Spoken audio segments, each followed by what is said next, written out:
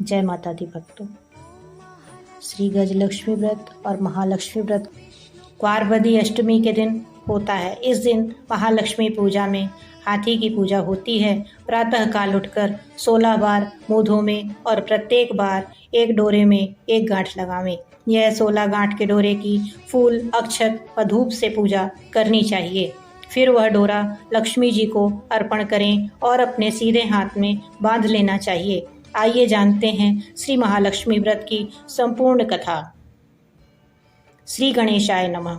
एक समय धर्मराज युधिष्ठिर भगवान श्री कृष्ण से बोले कि हे पुरुषोत्तम, खोए हुए मान सम्मान की पुनः प्राप्ति कराने वाला और पुत्र, आयु, सर्वेश्वर तथा मनोवांछित फल को देने वाला कोई एक वृत्तांत मुझसे कहिए। श्री कृष्ण जी ने युधिष्ठिर से कहा कि सतयुग के आरंभ में जब दैत्यराज वृत्तासुर ने देवताओं के स्वर्गलोक में प्रवेश किया, तब यही प्रश्न इंद्र ने नारद मुनि से किया था। इंद्र के पूछने पर नारद जी ने तब इस प्रकार वर्णन किया। पूर्व काल में पुरंदरपुर नाम का एक अत्यंत रमणीय नगर था। उसकी भूमि रत्नों से युक्त थी और पर्वत भी रत्नों से भरे हुए थे। वहाँ की स्त्रियां मृगलोचना थी। वह नगर अर्थ, काम, मोक्ष इन चारों पुरुषार्थों से युक्त होने के कारण संसार भर में प्रसिद्ध था। नगर की कारीगरी पर विश्वकर्मा भी अपना सिर हिलाया करते थे। उस नगर में मंगलसेन नाम का राजा राज्य करता था। उसके 2 चिल्ल देवी और चोल देवी नाम की रूपवती रानियां थीं।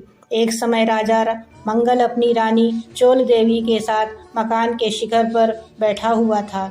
वहां से उनकी दृष्टि समुद्र के जल से घिरे हुए एक स्थान पर पड़ी।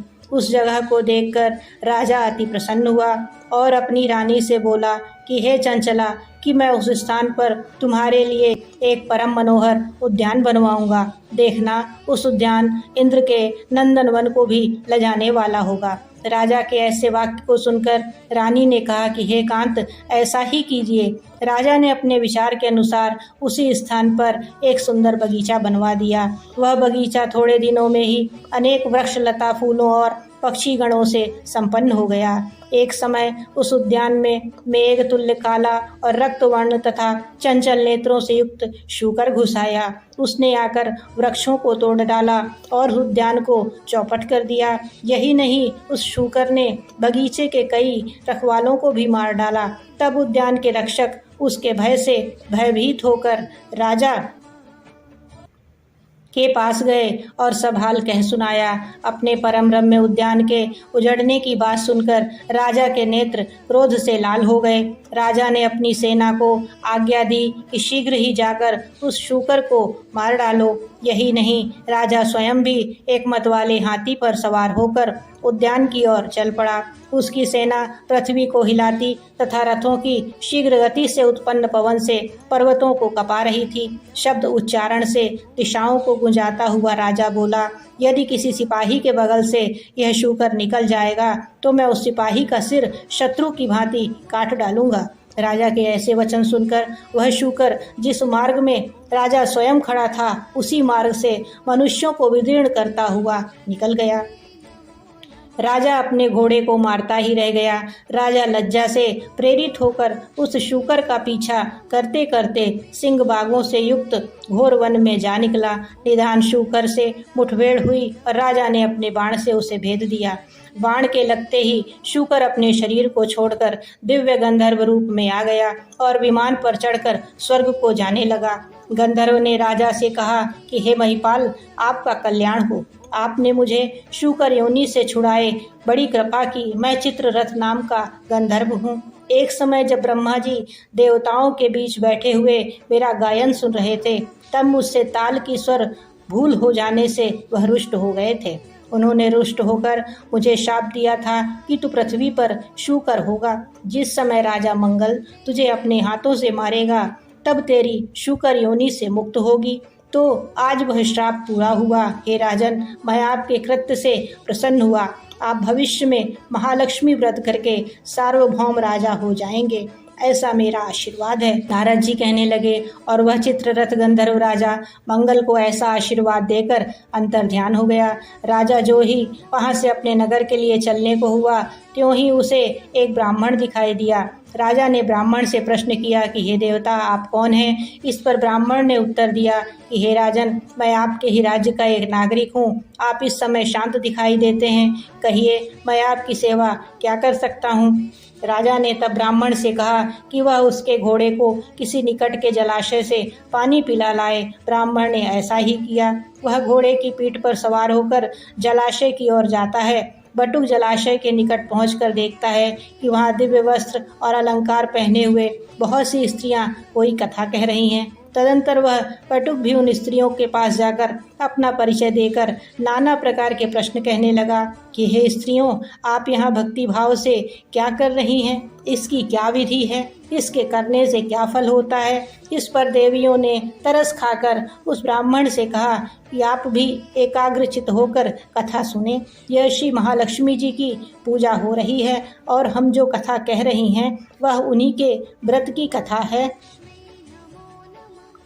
इस व्रत के करने से हर प्रकार की संपत्ति प्राप्त हो जाती है और अपना खोया हुआ यश भी प्राप्त होता है, इसमें कोई संदेश ना करे। इस प्रकार पटुक को उन देवियों ने वृत्तांत कह सुनाया। पटुक ने घोड़े को जल पिलाया और राजा के लिए कमल के पत्तों में जल लेकर वहां से लौटा। ब्राह्मण ने लौटकर सारा किस्सा राजा को सुनाया और वही व्रत की कथा राजा से कह सुनाई। महालक्ष्मी का पूजन तथा व्रत करके राजा अपने समस्त ऐश्वर्य का भागी बनकर वन से उस बटुक ब्राह्मण के साथ ही अपनी राजधानी को लौट आया।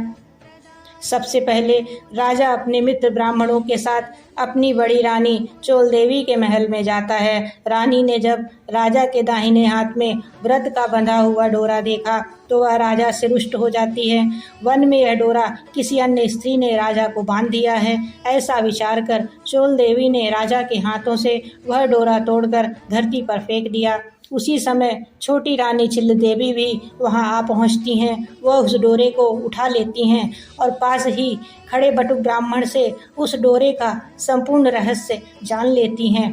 दूसरे वर्ष जब महालक्ष्मी व्रत का दिन आता है तब राजा अपने हाथ के डोरे को देखते हैं और चिल्ल रानी के महल में पूजा आदि का संदेश पाकर पहुंच जाते हैं। वह इस प्रकार चोल रानी से रुष्ट हो जाते हैं और चिल्ल रानी से प्रसन्न हो जाते हैं।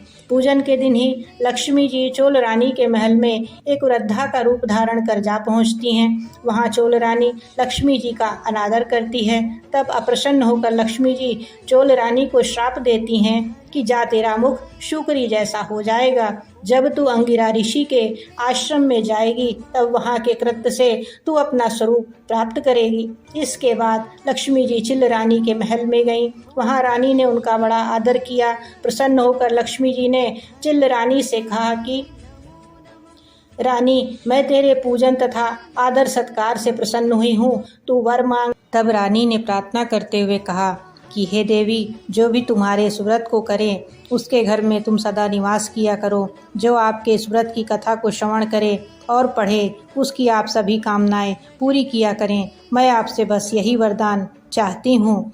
लक्ष्मी जी चिल्ल रानी को वरदान देकर अंतर ध्यान हो जाती हैं। उसी दिन चिल्ल रानी के द्वारपालों द्वारा अपने शुक्री जैसे मुख हो जाने के कारण अपमानित होती है। तब चोल रानी अपना मुँह दर्पण में देखती है और अपने किए पर पछताती है। लक्ष्मी जी के शाप के अनुसार चोल रानी अंगिरा ऋषि के आश्रम में जाती है। वहाँ ऋषि के कहने के अनुसार वह महालक्ष्मी व्रत करती है और अपना खोया हुआ स्वरूप प्राप्त करती है। ऋषि के आग्रह से राजा अपनी रानी को ग्रहण करता है। इस प्रकार राजा मंगलसेन अपनी दोनों रानियों सहित बहुत वर्षों तक राज्य सुख भोगता रहता है। वह अपने समय का चक्रवर्ती राजा माना जाने लगा। उसका वटुक ब्राह्मण ही उसके विशाल राज्य का मंत्री बना।